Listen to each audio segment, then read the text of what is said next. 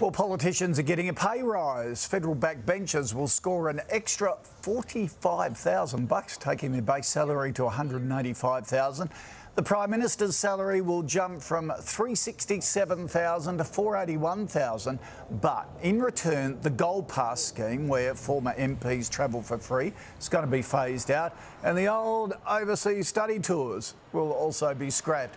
The new deal was announced by the Remuneration Tribunal after a 4-year review. So joining me now is our political panel, commentator Graham Richardson, former New South Wales Liberal leader Kerry Chikarovski, and in Adelaide, Independent Senator Nick Xenophon. Good morning to you all. Richo, what do you reckon? Is it too much, or some people say we've got to pay that money to get the best calibre? Well, you're not getting the best calibre at the moment. It's very hard to get someone who's successful anywhere on the money they're offering, so I think it's a good idea. And you've got to remember too that what's happened is there's been a gradual cutting back of all the perks that used to be there. The pension scheme's gone that they had in the old days. Mark Latham was the last one to take it, and then as he got rid of it, well, smart, I suppose you say.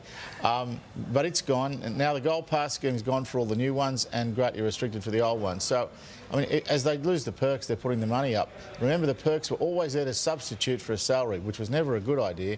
The salary should have been bigger in those days and wasn't. Yep. Kerry, but the government keeps talking about tough economic times. You know, we have Qantas disputes, which is knocking back workers getting 3 and 4% increase a year.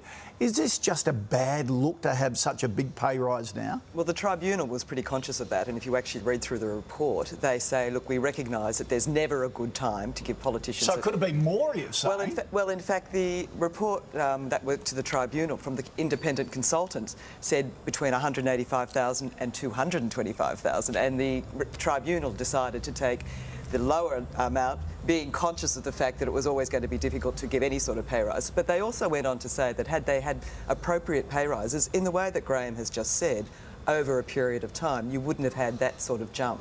OK, so they're saying this is a catch-up, if you like. Nick, you want politicians to be subjected to a performance review by the public. Now, some would say that happens every 3 years, but how would this work?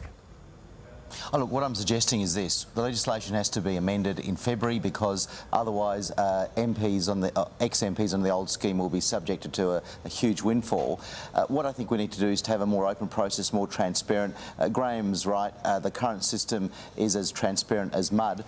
If we have a system whereby you can have public input, public hearings, I think that will restore much more confidence in the system of setting Polly's pay. OK, just quickly, who is this tribunal they all talk about, this independent tribunal that they blame for it? Well, it's chaired by John Conde, so... so businessmen, basically. Yeah, basically. Yeah. Appointed by the government, I would assume. Is that right, Graham? Yeah. Look, can I just say that you got the Prime Minister is going to get 400 and something thousand.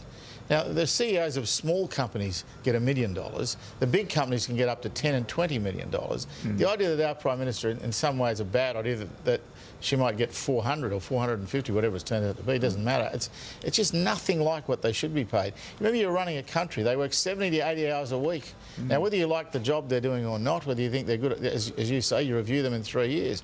But don't tell me that someone like Julia Gillard isn't working at a phenomenal pace every single day. Yeah. Well, they released some figures yesterday of some comparable pay, people on wages, on their salaries. So Andrew Demetriou, $2.2 million. Australian cricket captain Michael Clarke, fantastic young guy, $1 million. The one I like, though, is Michael Spence, who's the Vice-Chancellor of Sydney University, $750,000 plus $170,000 incentive bonus. Puts it in perspective, doesn't it? Guys, thank you very much. Pleasure. Pleasure. Here's Mel.